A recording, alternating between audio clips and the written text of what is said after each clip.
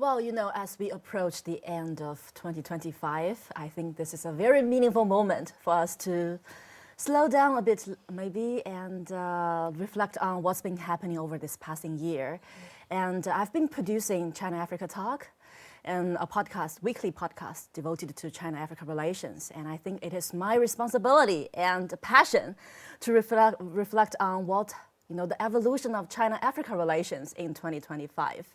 And this is why we're all gathered here today for this special episode of China-Africa Talk. I call it My China-Africa 2025 because I think it is the ordinary people like us, right, who are on the front lines of China-Africa cooperation, who's been pushing forward this whole growth of China-Africa relations. So without further ado, let's just get direct to our talk. And first, I know you guys very well, you're my good friends, but I think for our listeners' sake, please introduce yourself a bit and tell us where you're from, what you do, and how you became involved in China-Africa relations.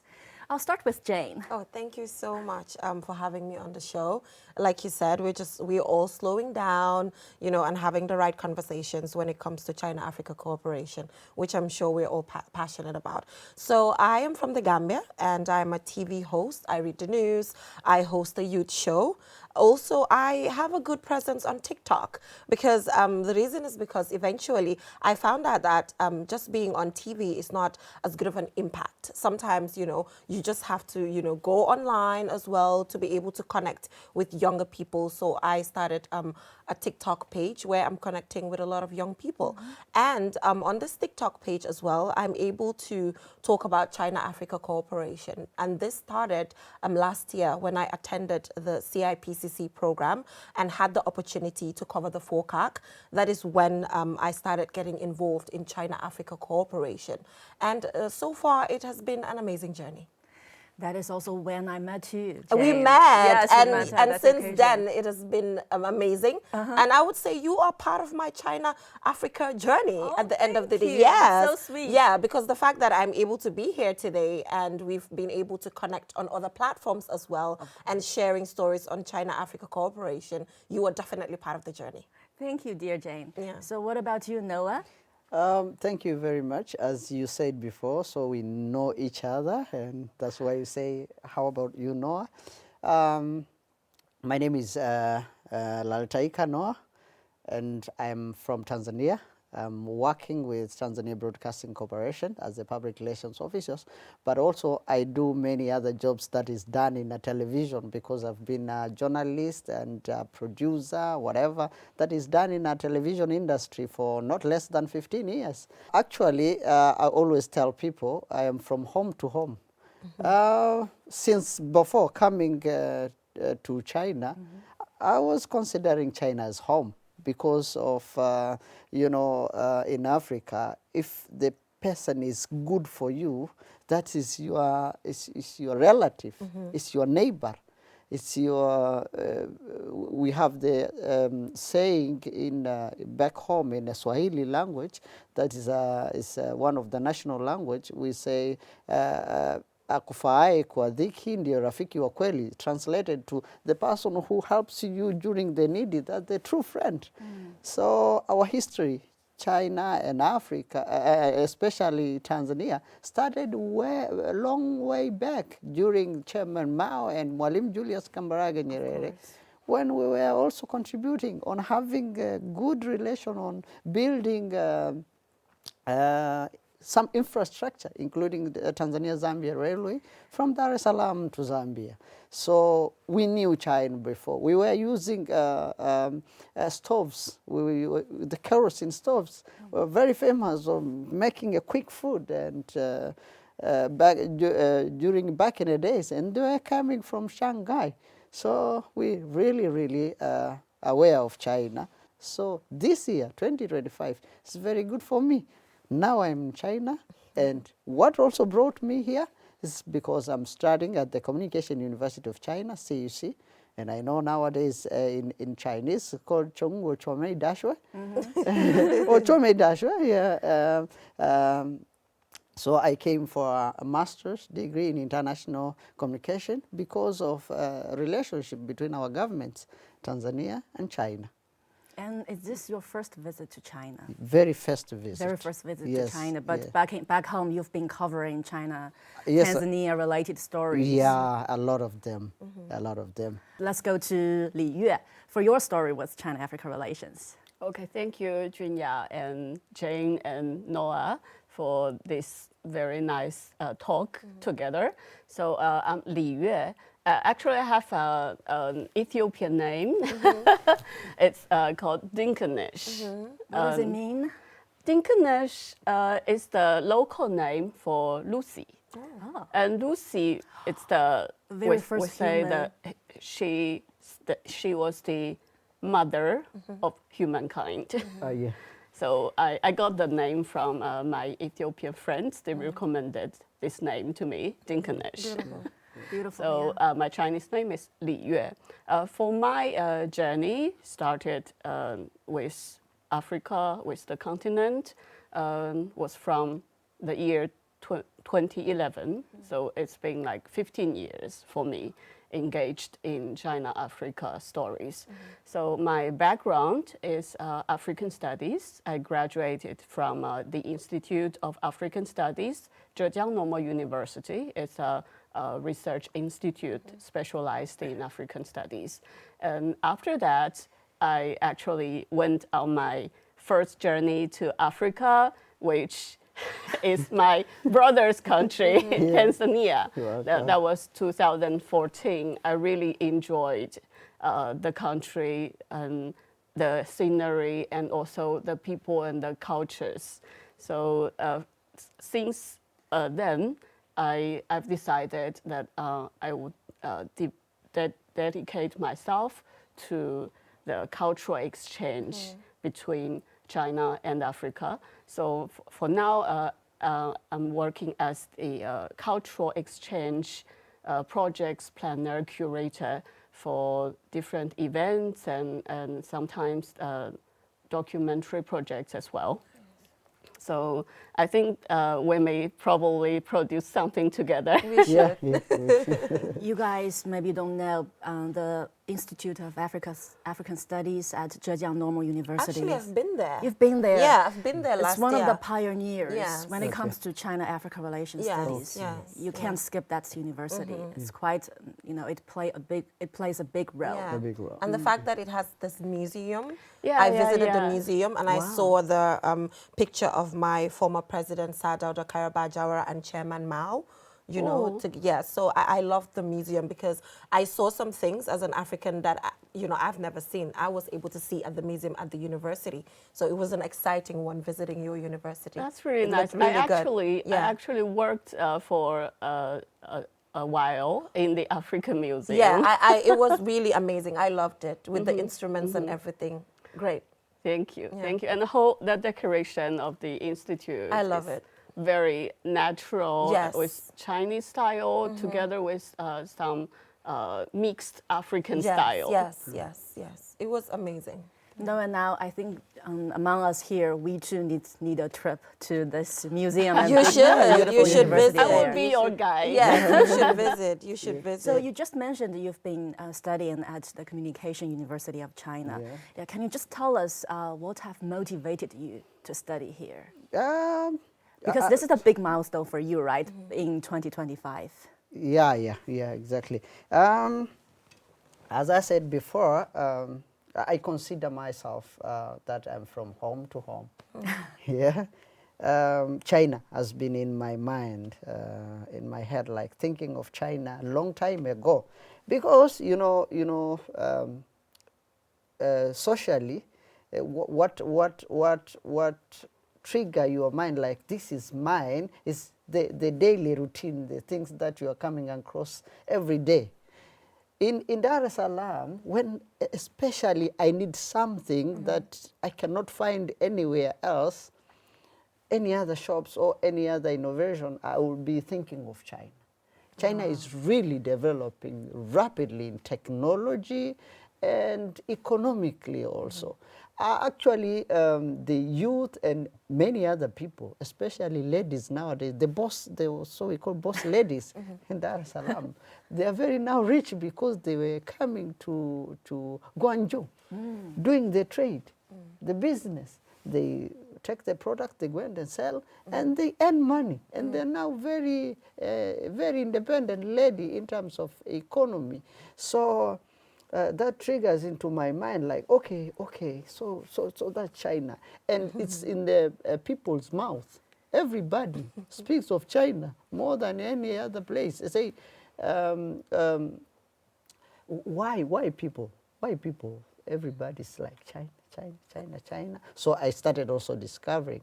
When I discovered, I started speaking with the Chinese people, though the language was a little bit barrier, but some of them knows English and others knows very well good Swahili. Swahili, yeah. Yes, the Chinese people back home, they're very good at learning languages.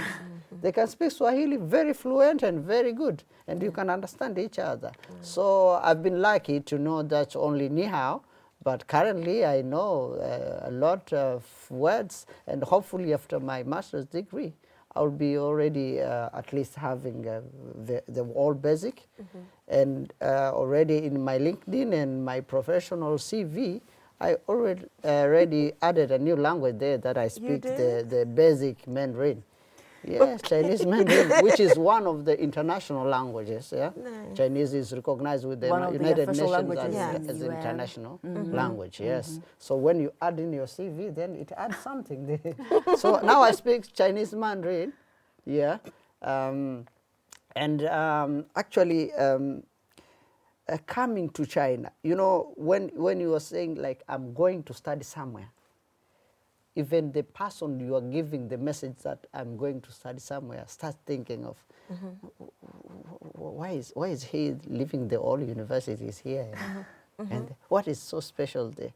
But when you are telling somebody I'm going to study in China, you know, it's like you are lucky. You are lucky. So the only sentence that you are lucky gives you the motive. It's like, okay, so I'm going to the perfect place. So that gives you the motive, and then you come.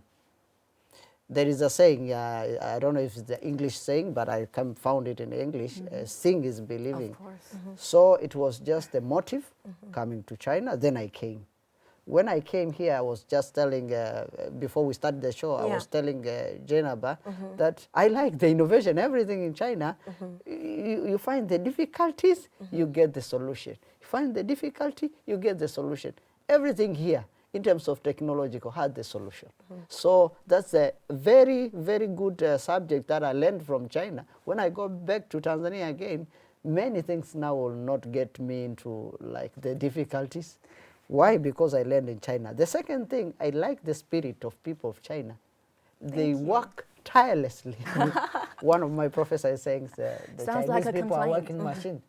I like working spirit, yeah, because actually you cannot just sit there and say, God knows what I will eat tomorrow. Yeah. How? Don't cook. It's like yeah. No. So we will, I think I came also to, and when I go back, to change the spirit of people on how they perceive issues, how they do issues. Yeah, there is a lot actually. Of course. May I add something? Yeah. Okay, when you are talking about the working spirit in China, for me personally, because I worked and lived in Tanzania for some time, so I personally enjoyed the lifestyle in Tanzania, because people like have very strong passion for life, and also the cheerfulness. I really enjoyed that. Not working every day for me, and I think that's the essence. That's the essence for cultural exchange. For my brother here, you have something you see from China. You think maybe we may have some experience or learning from that. And for me, when I was in Tanzania, when I was on the African continent, I also saw a lot of things that we may take from different cultures. to enrich ourselves, and also to see that life is so colorful. Yes. Thank you. I think because we have this cross-cultural experience, maybe we're the guys who are going to create a certain middle ground. People are not working that tirelessly, and people are not that relaxed. Working smart. Of course. So there is definitely that degree we can reach. And also you were talking about learning languages. Yes. I think of course a growing number of Chinese people now they're learning Swahili. Not only English, French, those popular languages where you can speak while you can work and study back in Africa. They're learning certain tribal languages. From like I know people are learning Zulu, South African language, and also Shona, from Zimbabwe. So I think with the growing of China-Africa exchanges, I think it will go more specifically. And so I think we can have better understanding of each other. And what about you, Jane? You are also now pursuing your master's degree at Communication University of China, but this is not your first visit to China. No, actually. this is not my first you mentioned visit. your FOCAC experience. Yeah. So last year I was here for a journalism fellowship, which was for a total of 4 months. So during that 4 months, like I mentioned, we were able to cover the FOCAC, cover the CIIE, participate on TV show sessions like these. So it actually widened my horizon. And when I went back to Gambia and I started working on projects with the Chinese embassy, actually I saw myself as an ambassador when it comes to China-Africa cooperation. That's how I saw myself. So I'm like, I need to come back and learn. I've learned in Gambia. I have a bachelor's degree in journalism and digital media. So let me just come back to China, and learn in China to be able to kind of immerse myself into the way you do things, the academic curriculum and all of that. So that is actually what motivated me to come. And I think it's one of the best decisions that I've made, because if I go back to Gambia, I think I'll be a better ambassador, and there are more plans on the pipeline. For example, currently, my favorite course at CUC is constructive journalism. And in Gambia, actually, that's my thesis. It's going to be my thesis, because constructive journalism is actually the dominant practice in China. And in Gambia, it's not really recognized. It's not something really practiced. And currently, judging by the political scene in the Gambia, it is important that we employ constructive journalism in the way that we do journalism. So I think that was my motivation, the fact that I came, I saw things, and I felt like I need to come back for a little more of capacity. I knew there was a gap, and I needed to come back to China for the 1 year for the master's to build my capacity even further. And now I've just been 3 months into this course, and I've already actually found some of these gaps that I could actually fix when I go back to Gambia. So for me, it was more of, gaps that were identified, projects that I've worked on, and I just, due to curiosity, I just felt like there's just more that I'll be able to learn from China and actually take back to implement in Gambia. I think you're right. You made a smart decision. Yes. And for I think me likewise, because I've been to Africa, and it's on my list to go back. And you're lucky. You have your chance to come back again. What about you, Li Yue? Did you visit any African countries this year, or are you involved in any China-Africa related programs or project that you can share with us? Okay. This year, most of the time I stayed in Beijing, but for my 15 years, 15 years engaged in this, our China-Africa stories. I've been to Tanzania. That was my first country. Yeah, my first journey. I really enjoyed it. And I've been to Ethiopia, Rwanda, and there are also many other countries for me to explore, including my sister's country, I would love to welcome Gambia. Thank you very much. Yeah, so for this past year, if we are going to reflect on it, I would say also my sister mentioned last year we had the FOCAC summit in Beijing. And after that, I saw more and more people, including companies, entrepreneurs, they've got interested in China-Africa engagement. So this year actually has has been a much busier year for me compared to some previous years, because many people are interested, so they would like to come to talk with me and my team, like if we want to travel, if we want to do business, if we want to invest in some place in Africa, maybe Gambia, maybe Tanzania, how should we do it, and what are the local policies, and also the local cultures we need to pay attention to. So I can see the engagement is becoming more and stronger. Yeah. Yeah, you talk about engagement. It is, the growing engagements, exchanges between China and Africa. And I think, we've talked about a lot about our personal experiences, like our personal stories of how we've been doing over this past year to enhance the mutual understanding between the peoples. And, we're on the front line, we're the young people. How significant do you think young people play when it comes to China-Africa relations? Yeah, actually, as a person on a day-to-day basis in Gambia who deals with young people, because I'm a youth show host, I think social media, social media is the first thing that actually comes to my mind, because right now, with TikTok, Facebook, with the different trends that are happening, young people have become like really innovative in telling stories using social media. So I think young people are quite instrumental when it comes to social media storytelling, which I do all the time. Like last year when I came to China, every single day, every single week, whatever I do, I was vlogging my life in China. And as a young person, when I did that, a lot of young people back in Gambia suddenly built interests into visiting China, knowing about China. I got a lot of questions all the time. I'll be going on my TikTok, answering questions, actually doing follow-up videos. So then I found out that, the power of storytelling, which is often done by young people, is very instrumental, because obviously there's a lot of stereotypes that exist. And the only thing that can change it is the storytelling aspect, which young people are able to do with, content creators and all of that. And just generally, young people are very innovative, with the way they do things. Open-minded. Very open-minded. After my program last year, after 4 months, I decided that, okay, I was in China for 4 months for this journalism program in China. What can I do to give back? For me, it was beyond just the fact that I attended. It was about what should I give back to the Gambian people from China. So then I came up with an alumni experience sharing alumni program. It was a big event. We had all of these ministries attended it. The Chinese ambassador attended it. And then I brought together the alumni. Every person that has attended CIPCC in the past in one room with high school students to share their experiences. So that was done by a young person. So I think the storytelling and the innovativeness of young people is definitely needed to enhance China-Africa cooperation. Thank you so much, Jane. You've done a lot on the ground. Yeah. Thank you. And I think you were talking about follow-up stories. I think even Li Yue, me and Noah, we can even join you. Sure. And Yeah. two more stories to help on people TikTok. to understand. Yes. What about you, Noah? I think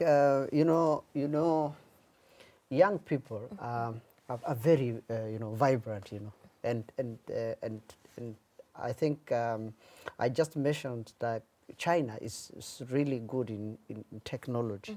Who are the users of the technology? Are the young people. When you tell the person above now, maybe let's say 45, to take a selfie, it's like I feel like shy. Why selfie for? But there is where now the technology is going. You need to tell the story instantly. You need tools, and one area amongst the very good improvement of technology in China is AI use. We encourage, actually my thesis is about AI back home. Okay. So I really encourage people to use AI. And that's also the song for China currently, especially in our universities. The professors, everybody encourages the use to use AI for their daily activities. Who are the main users of AI tools and whatever are they used? So there's really, they're very eager to know a very intense issues about AI from China. So every time, as Jainaba said, they're also asking me, do you think, yeah, 1 week, 2 weeks ago, I bought from one of the companies the so-called the gimbal, the mobile, the mobile gimbal, and the wireless microphone. So I say, so now I'm taking a selfie, but I'm bringing back home to my for the young. Yes. I say, I'm really interested. So they were asking me a lot of questions. It's like the flow of questions that you can see how they are eager to really immerse in technology. So the young people and the technology really are very friendly. And China is really doing that a lot, because there is even a short video I was taking when young populars in my university were dancing, and I posted into the we do call WhatsApp status. Yeah. A lot of questions from young people. people. They're just interested. They are still very vibrant. Yeah. And needless to say, Africa has the youngest population in the Yes. whole world. It's Yeah. the Yes. youngest Yeah. continent. Yes. A lot of potential to tap. Very young. Yeah. And what are some of the popular AI apps back in your home country, Tanzania? Actually, still not yet, because it's actually, for example, the AI tools like ChatGPT started not having more than 2 years, maybe, because in my country they started using that 2023 Yes. to 2024, so it's nearly getting. So this year, 2025, everybody now is aware of AI tools. So this actually, 2025 actually is the year of technology, I think, around the globe. And I think in China also, 2025 for technology, things are really here after here, here after here, here after here. Leapfrogging. Yeah. So I think there is still the way youth can be engaged on learning AI, and they should not see like AI is an enemy, or it will come to take people's job. No. There's a way that we are going, and we need to improve this world. AI is there to improve the life. Yes. Yeah. Yes, speaking of AI, Li Yue, you've mentioned a lot about organizing those exchanges, those cultural programs. In your work, do you also apply AI? Maybe I want to first recall a bit to my sister Jane's ideas. I really appreciate the work you've done and also the ideas you mentioned. For young people, I think because young people are usually more open-minded, and when we talk about China-Africa engagement and the stories, for a very long time there are a lot of stereotypes. For Chinese people, there are a lot of stereotypes for the continent. Many people would say as the continent as one country. That's a very common stereotype. Actually, there are more than 50 countries. And like Junya also mentioned, it's the youngest continent. It's very promising. So it's rich in resources, not only human resources, but many other things. So there's a very huge potential. And coming back to open-minded, I think that's also this new era. The young people have more opportunities to have direct communication, direct engagement. It's just like how we're doing today. So you've been traveling all the way to China from your home country. And for me and Junya, we've been to the continent, to different places before. So we have this direct communication. That's a very strong way to eradicate the stereotypes. Sure. So I think that's the role of the young people. So coming back to the AI thing, for me, actually, I have some concerns, to some extent, a bit some worries, because because AI, it uses the context, the text from previous, especially the online content. So now like Africa is growing very fast, African countries, but maybe for the past several decades, the content online for describing Africa from media, maybe media from other countries, not from Africa, the description, the stories may not be always good, or to some extent, I should say, a lot of stereotypes, like I mentioned. So if this kind of content is there everywhere, so when we search with AI, so it may come out from the previous content. So when people are using AI tools, the description might follow the previous description. So that's somehow some of my worries. So, but on other side, which is also hopeful, like us here, we are creating new content. Yeah. We are creating new content for Africa stories, for China stories, for China-Africa stories. Then in that way, maybe AI may also upgrade to a new level and maybe helpful for people who are not familiar with our stories. Yeah, That's correct. Yeah, I think Li Yue is definitely right, because she's saying like there is a certain archive for AI, right? All its content are from that place, and we have to be very critical when it comes to AI application, because, like you said, you're right. Certain media, they have distorted narratives. Either it's towards Africa or towards China. So when we are selecting our information, we have to be very careful. Because I think for me, the beautiful aspect is the fact that when you go on AI, it can just give you a summary. Like, if you're a Chinese, for example, and you want to know about Gambia, at least it can give you a quick summary, whereby, if you're lazy or something, if you just go on AI, it will just give you a quick summary, whereby previously you had to go and do the research manually and search, dive into things, which might actually sometimes discourage people from researching on an African country or something about China. So I think the beautiful part is the fact that it's quick.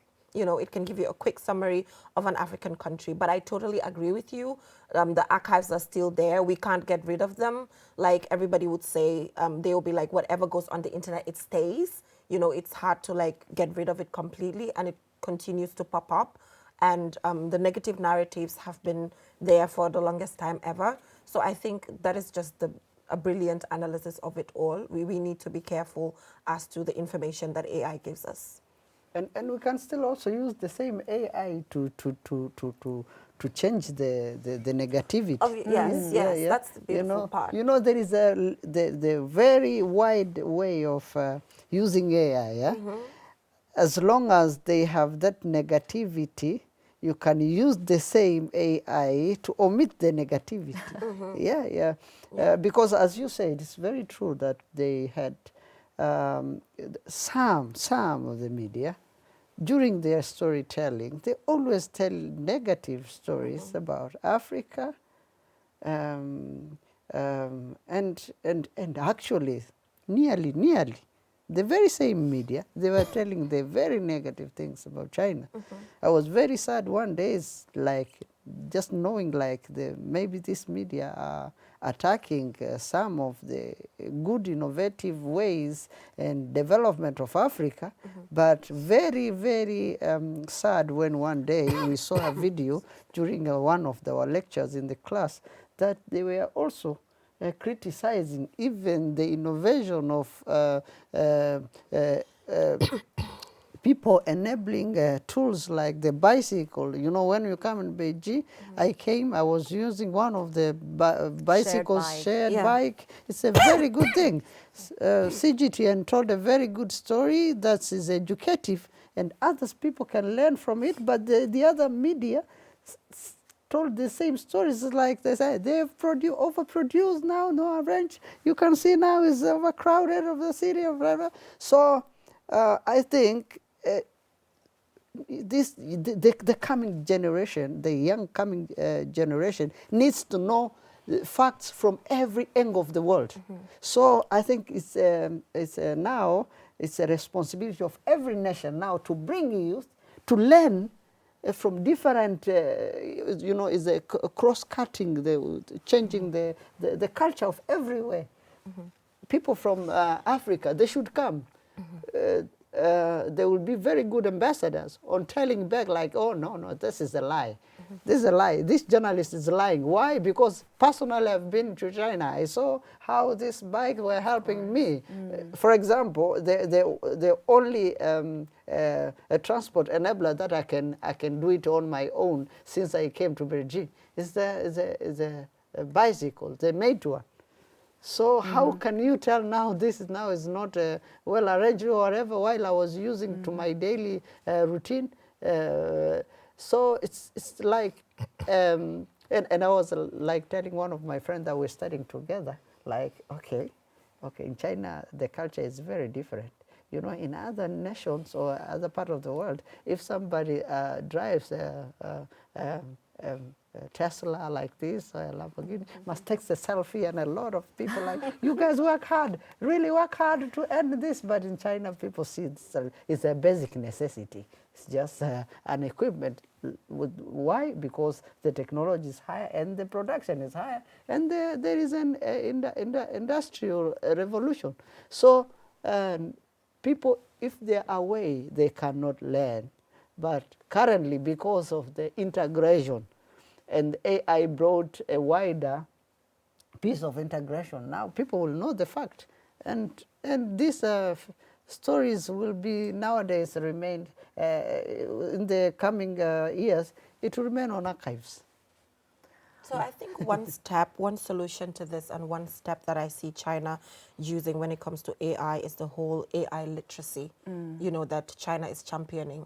Because part of our course is media literacy, and we had a component on AI literacy, even with international journalism as well, where young people are being empowered now to be to identify fake news through, you know, that is actually spread using AI. Because at the end of the day, each media house has their ideological DNA. We're not in a position to control what they report, how they report it, and the framings and everything. We do not have that that power. But at the end of the day, I think it goes down to the AI literacy that China IC is championing, and with the people-to-people exchanges that we're seeing, you know, it's something that the African continent can actually learn from. The moment we embrace AI, then the AI literacy as in comes in, because we can't control certain narratives at the end of the day.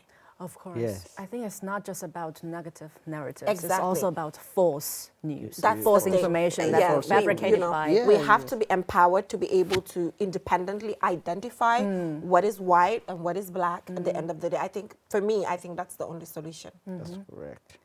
And I think you guys already mentioned about, you know, stereotype. You know, stereotype, I don't know where, you know, where it is originated from, but for me, I will share one here, because Noah just said he's from the Maasai tribe. I think for me, I would think, you know, you're a Maasai, you must be very good at hunting, very good at, you know, safari, you know, everything with the field, with lions, elephants. Is it true? Is it a stereotype? Actually, as I said before, it's because how people tell the story. First of all, Maasai are not hunting, because it's a taboo to kill any animals in Maasai, or to cut any tree. They believe rivers, grasses, trees, and other existing animals are there for the ecosystem. And really, the Maasai depend the nature. They depend the grasses for their cows. You know, Maasai loves cows. They love domestic animals, the livestock, goat, sheep, a cow. These are the basic animals that the Maasai keeps.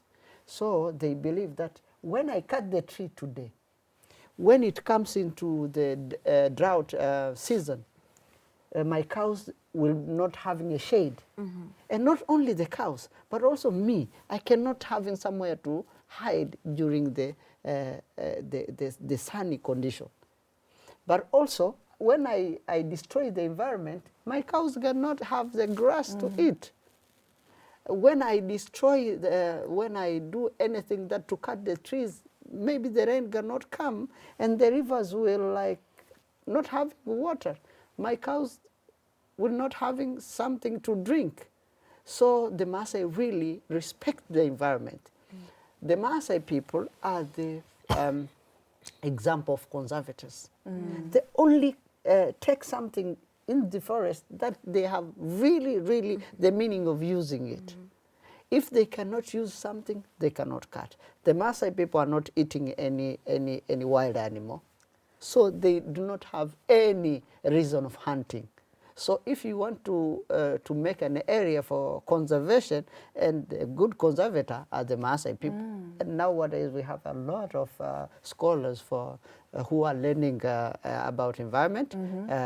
Specifically, if I can mention, I will mention my young brother after me.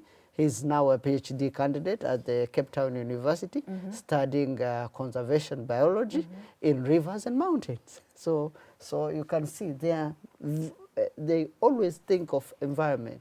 They love environment. That's why even when you have been to Maasai village, you can hear the bells for the cows. They are very far away, but you can just feel the sound, but you cannot see them because they are hidden in big trees. The environment are safe. Yeah, so even if now you go back to Tanzania, the very well saved areas, conservation, when you'll see people inside the conservation area are the Maasai people, because they do not touch anything. Yeah, they just live their life, but protecting the environment. Thank you so Yeah, much, so you see Noah. down there. Yeah. See, one stereotype killed. Yes. So yeah, I think we can further work on this topic for another episode Yeah, about how yeah, Maasai people and Yeah. other African tribes they've been trying generations to preserve the nature Yeah. preserve and the live in nature. in this whole holistic system, right? Yeah. It's sure. interesting to Yeah, know. very interesting. But are you guys good at tracking animals? Yeah, because we live with them. So there are some predators, there are troublemakers, animals. For example, Maasai do fear really buffaloes, because buffaloes are always never being a friend.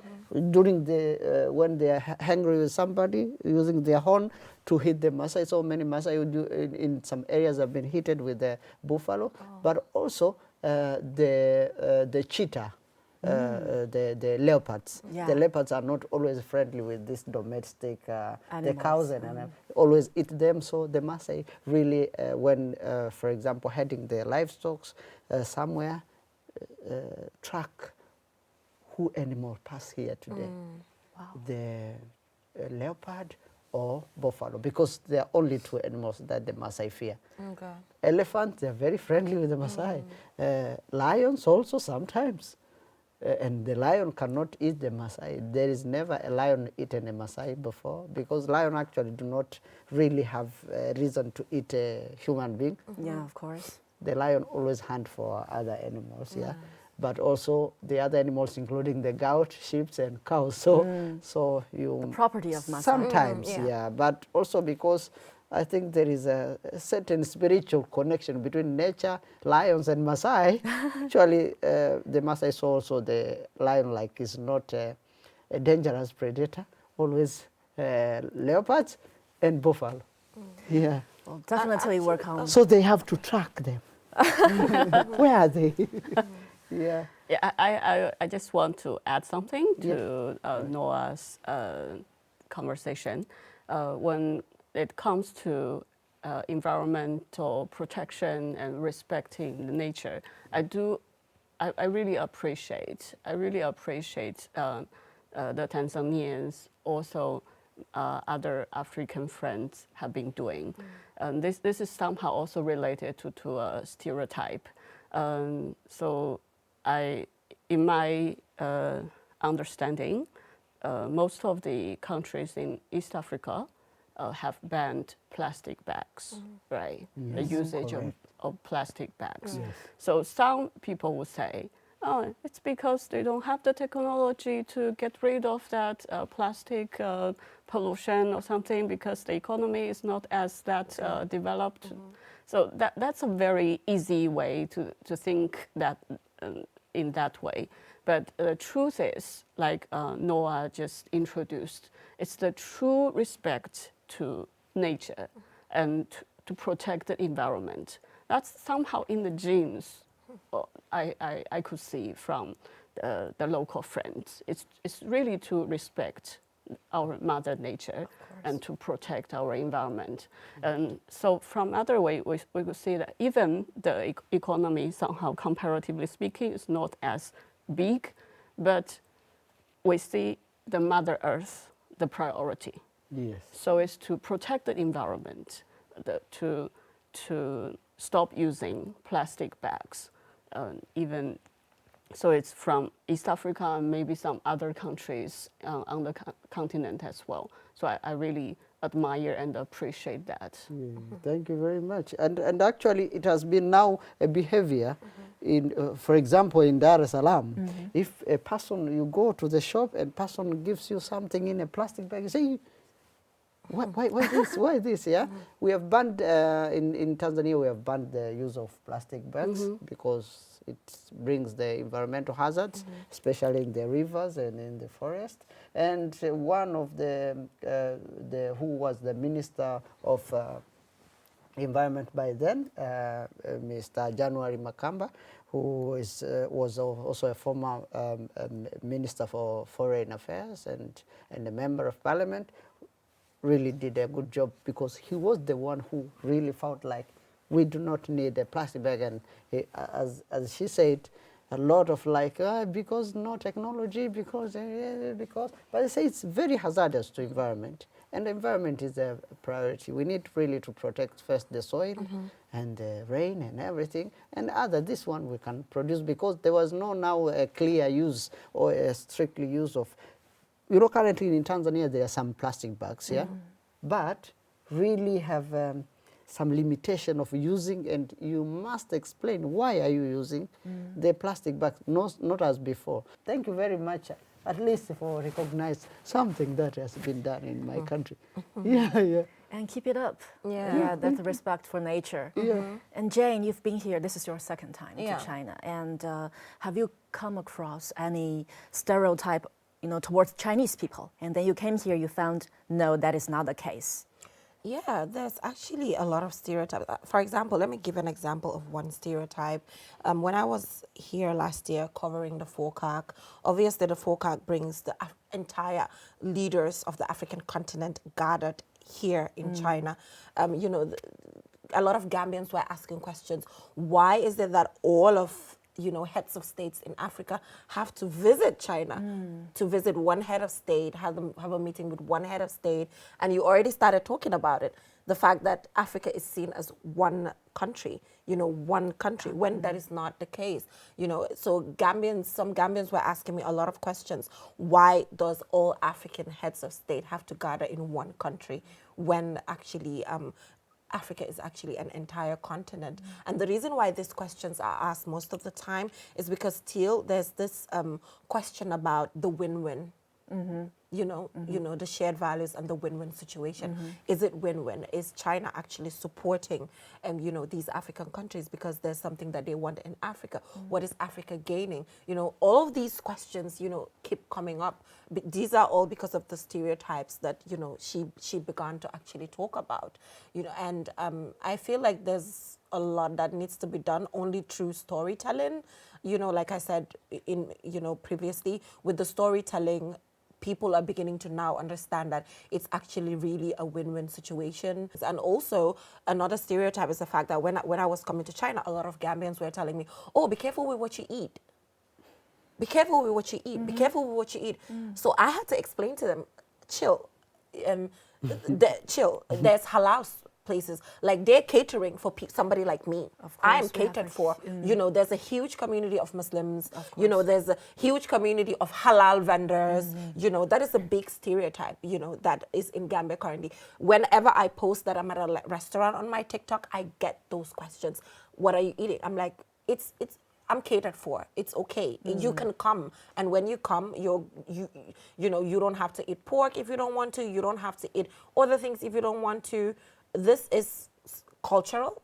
People can choose what to eat, and when you come as an African, if you're a Muslim, for example, you will eat what you want to eat. You will visit a halal store. You know, it's all over the place. For example, as a university student, I go to the market all the time to get my halal meat because I'm a Muslim, and I would vlog it to show them, oh, I'm at a halal store.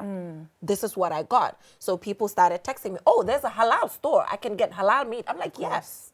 So all of these things are there. All of these questions continue to be asked for when an African visits China. And I think the storytelling is really doing well in changing this narrative. And it's unfortunate. You know, it's just, there's so much more to do, right? Yes.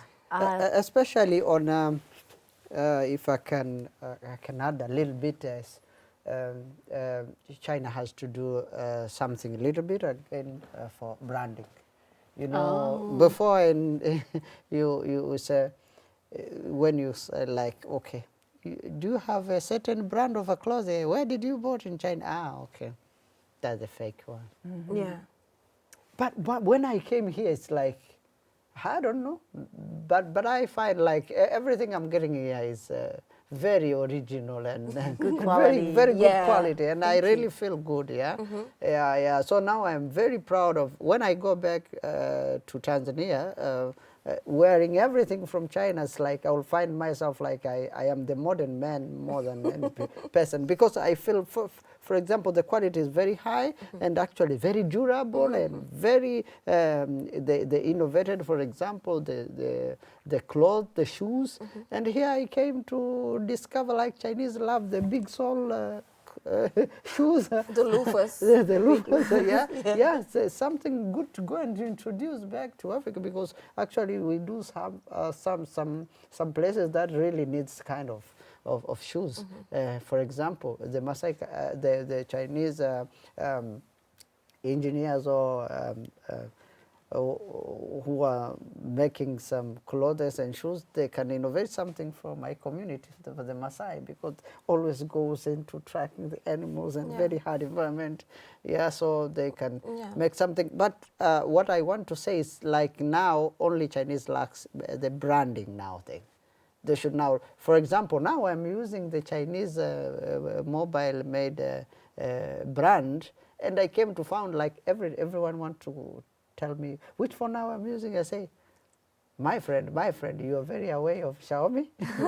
use this is the modern one that I'm using. So actually, I came to find even those who are the branded called the people, they are coming to shop here.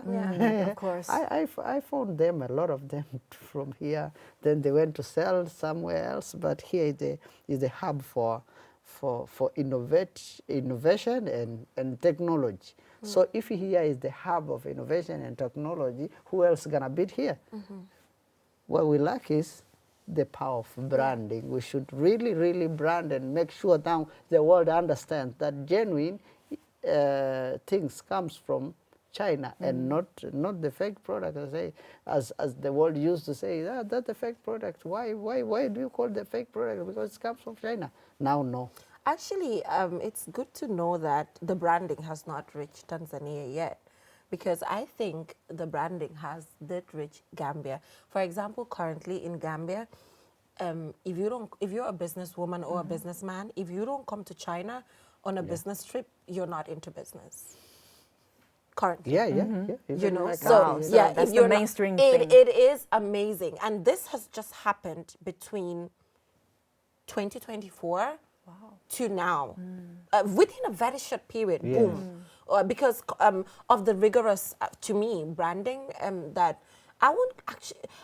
I don't know if branding is the right word for me to use, actually, but just generally, there's just a sudden shift of mindset when it comes to in the Gambian context, I mean, when it comes to products that actually come from China. Currently, there are lots of Gambians in lots of Gambians in Guangzhou shopping all the time and taking it back to Gambia. And there's that sort of acceptance of products actually coming from China currently in the Gambia. And the shift has just happened within a very short period of time, which I'm so impressed with. So hopefully it will reach Tanzania soon. It has as reached. well. You know, It what I was has? just saying is that there was this. Okay, that the stereotype the still stereotype, exists. as she was saying, Okay. of the brand. If you say this before, but I don't know about this Now. these 2 years, because nearly you can find everything there. Even the building materials now coming from China. Exactly. The modern one, the clothes, the shoes, the cell phones, the radio, the TV. Yes. For example, 2 months ago, I bought a very, very good Ultra HD Xiaomi monitor, Oh, the you're a TV Xiaomi one. fan. Yes, Yeah. and yes, I like everything about it. Yeah, I think they will give me being one of their Brand ambassadors, Yeah, maybe. because I really love you know, in technology, the engineers knows there is something we call interoperability. Now I can use my phone as the remote to everything in my room. Amazing. I can use for AC. AC, for TV, for Yeah. a cooker, yes. And you can just select the brand there, and Xiaomi provides you with this. So Amazing. it's an interoperability remote. I can use my phone as a remote. Yeah, I think the products itself will speak for themselves. Exactly. Definitely. Yeah. So Yeah. people will eventually they will learn about the Accept. quality. Yeah. Apart from the products you mentioned, made in China, I actually want to add something that's now made in Tanzania, made in Africa. Like earlier, you mentioned the Chinese presence in Tanzania, and now I think that's because of the cooperation between the two countries, the two sides, and the products from China, and also there are many more products produced locally. I just saw something in the news in the past several days that the first solar panel was produced In Tanzania? in Yes, Tanzania, yes. in the industrial park, because there are also more and more industrial parks joined, constructed between Tanzania and China. Yes, So there will be a lot of very good products made in Tanzania, made in Africa, and later maybe Tanzanian brands will be everywhere. Discussion, yes. Yes. Yeah. For example, we have one of the very famous the jeans clothes. It's called Levi's. I don't know if somebody knows. It's produced in my country, but for export. Yeah. And actually nowadays we have the cooperation between China and Tanzania, and now we produce the tiles in my country. So people are not more like importing. But also we have And the some high industry. technology And Yeah. very high products as technology, well. yes, Yeah. and no one is doubting. Yeah. You want to build your house, the tiles are there and they're produced within the country. Yeah. But who is enabler? Is the cooperation between China and Tanzania. Yeah. Yeah, you're definitely right, because when it comes to like the example you given, it's green technology, right? A lot of Chinese companies now, they're establishing those manufacturing center back in Africa, in processing center or assembly lines over there. And I think this is also part of this economic empowerment, right? The transfer of technology, because with the building up of so many centers and lines, I think local people, they will be more empowered, and and so it's not only about made in Africa or made in Tanzania. It's about people, get their skills as well, and they can live a better life as well. Yes, yes. Yeah, so because actually what we need here is people to improve their lives. I've been told, like, nowadays there is no a Chinese who is lacks the basic necessities like food, shelter, and clothes. Now it's no more a story in China. So that's want that impact also to impact African people. Like there should be no more like the lack of food, shelter, and clothes will be no more a story. Maybe we'll be talking about others needy, but not food, shelter, and clothing. Yeah, I think that is why the people-to-people exchanges is very important, because recently there was this program at the Poverty Reduction Center in China. The Poverty Reduction Center is actually playing a key role in what you're talking about, you know, the poverty, the whole poverty alleviation scenario, you know, sharing the best practices from China to, you know, African countries and all of that. I think we'll get there. You'll get there, because I think it took ages, decades, for China Exactly. to irradiate absolute Yeah. poverty. Yeah. So you know we have a huge population, right? You know, so it's a long way to Yeah, go. it is. And I think Africa, you will find because China, when it comes to China, we like to mention, you know, certain paths or certain development with Chinese characteristics. I think you Yeah. will find that, you know, path Yeah. with your own characteristics. Domestic way, of our own course, domestic way would of doing suit it. your national conditions Exactly. best. So yeah, I think we've talked a lot about you know what we've been doing over this past year, and I think in the end, it's about what you know Noah was saying: seeing is believing. It's about you know people to people understanding, right? This year, I've done 3 stories about China-Africa cooperation, be it agriculture or commerce or you know a certain filmmaker scholar. But in the end, you know what they care most is about people-to-people understanding. Either it's they're here doing business or they're doing academic exchanges. It's very important to have our people on both sides to understand each other. And I think lucky for us, because next year, 2026, has been designated as the China-Africa year of people-to-people exchanges. Do you have any plans, you know, in the making? Maybe for next year, you're going to engage a certain project or certain stories that will help you know, people of our both sides understand each other. Yeah, actually in 2025, I think one of my biggest milestones when it comes to China-Africa cooperation is launching a 15 video series on the ones I shared with you on China-Africa cooperation, but specifically China-Gambia friendship. So the project was called China-Gambia Friendship, a Force for Sustainable Development. So these 15 videos actually highlighted different areas that China and the Gambia is cooperating for sustainable development, infrastructure development, health, education, scholarships, agriculture. A lot of stories were actually featured in this. And because these stories were sent out, it brought about a lot of conversations, a lot of questions. So people are eager to come to China. And one of the videos was on people-to-people exchanges. Actually, that video got one of the highest views because people were sharing their stories in that video of when they came to China, some of the things that they've learned and all of that.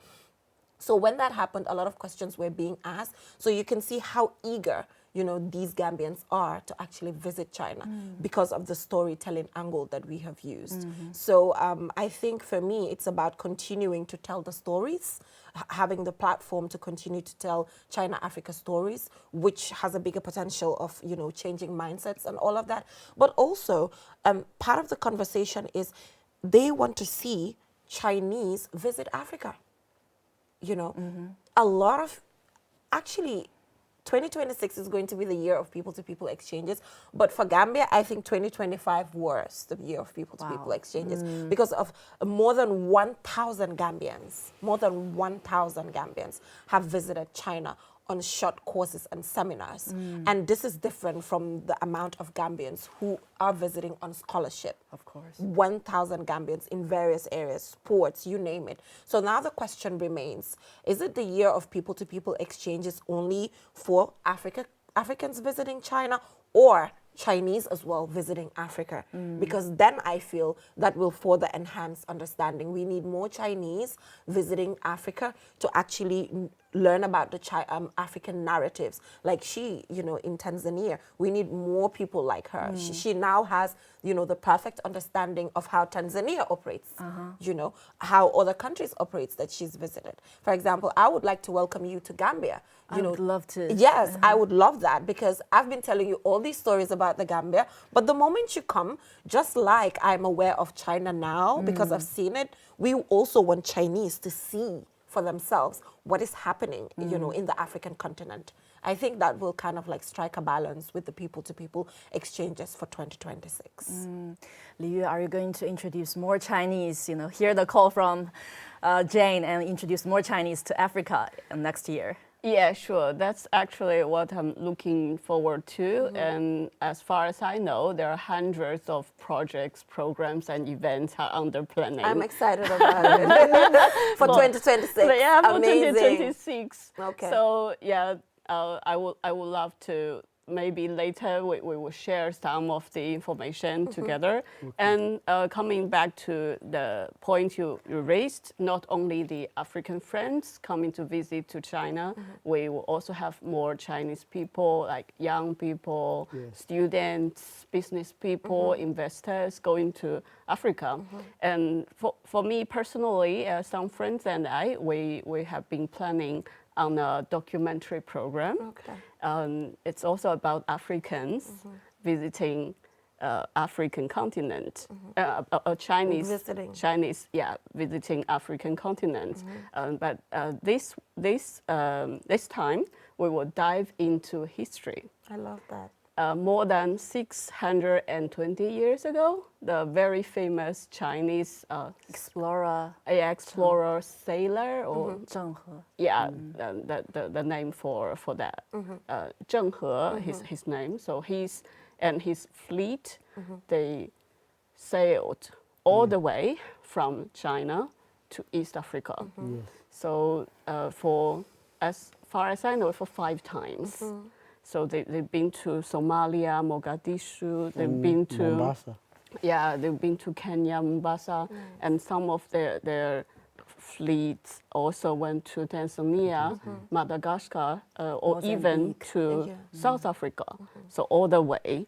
So that's more than 620 years ago. So we will dive into that history of Chinese visiting Africa, and then we will also come back to our modern time, to our current time. So that's how we are planning to do, using documentary to tell the stories, the stories in the history and stories happening currently. Yeah.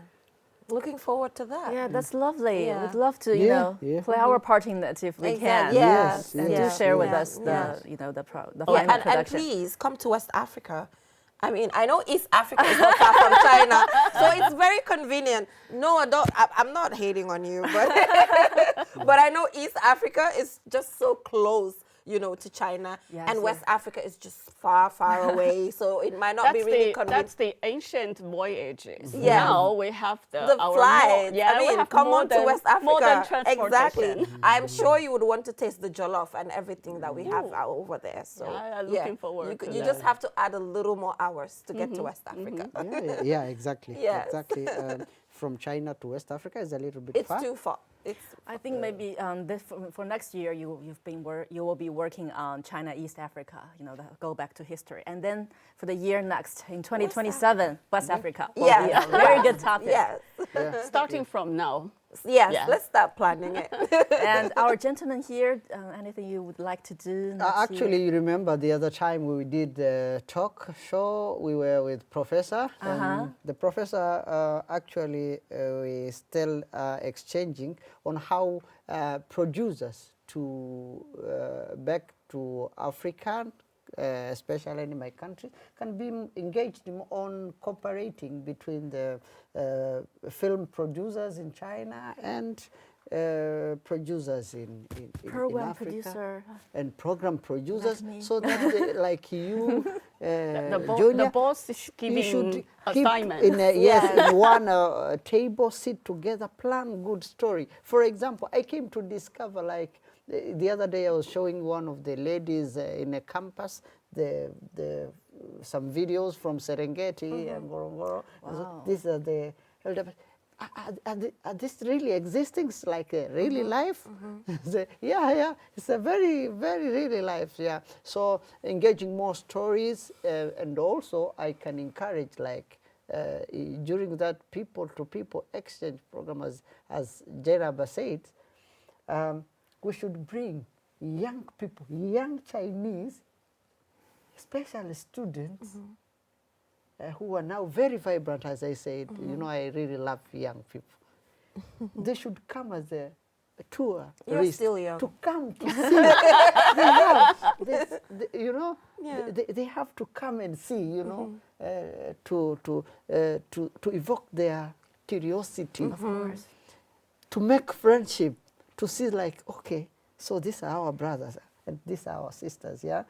Because actually, I witnessed, if you see a person from China in the first time to enter Dar es Salaam, it's like 2 to 3 days, you'll find him out there speaking with locals, dancing, forgetting even if he's in Dar es Salaam and everything. So people needs to know each other very closely in order to make this to make one world, we say, yeah. Yes, so we need really people to exchange and come close to each other. Yes, especially young people. Yes, I think we are getting closer, and we will getting more and more closer with each other.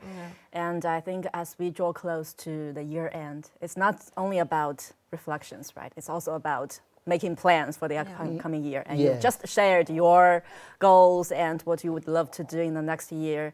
And I think the same time next year, maybe I hope we can sit together again and to see if some of our resolutions next year by this time we've already graduated and back to our countries. But we can talk via Zoom we can do that. Or we can plan to do a show at Addis Ababa or Nairobi or Banjul. Dar es Salaam. Exactly. We would love that. We'll be like master's degree holders from CUC by next year by this time. And one of my personal dreams is I would like to spend winters in Africa. In Africa. Because now, for example, now in Dar es Salaam, people walk with very tiny clothes because it's too hot. It's too hot. It's too hot. Always people in the swimming pool and then in the ocean. Swimming pool, ocean. So when Beijing, when China, many places are cold. So the ideal places to visit is to travel to the African continent. Yes. And I love the fact that you are showing the African culture with your the accessories that you're wearing. It looks really beautiful. Asante sana. Yes, I love it. It's amazing. Thank you. Karibu. We're I think with you as the example, we're all cultural ambassadors. Exactly. Exactly. There's a huge responsibilities for us to enhance understanding among peoples. And I think like I said, we'll check at the same time next year. We'll check. We should catch up. how many of our resolutions have come true. Exactly. So thank you so much, guys, for this opportunity. I enjoyed it. Thank you. Thank you. Thank you for thank you for doing this and hosting the show and producing it and making sure that African voices are actually heard out there. It's an amazing thing. It's not a one-person thing. I think it's all of us. Actually, also we will need some people to be recognized with the Nobel Prizes. Not only going and say this tree should be here, but even the content creators, producers should be also one day recognized. I'll be very happy. It's one of my dreams that one day I will see a content creator or a producer being awarded with a Nobel Prize. The Nobel Peace Prize? Yes, because we have a very large part on that. And it's my dream one day maybe Junior. It should be beyond politics, right? Oh my God! Thank you so much for exploring new boundaries. Exactly. Boundaries, especially the 3 stories that she did this year. The 3 stories that you did this year, those were actually really powerful. To explore new boundaries, breaking the stereotypes. Exactly. The world should know that we have producers who are making change in the world. I totally agree with that. Thank you so much. I can't do it without your support. And keep it up. We have to keep up with what we've been doing now, right? And I think it's worth it. Yeah. Thank you. Okay. Thank you so much, guys. Thank you. Thank you. Thank you. This is CGTN Radio. Hear the difference.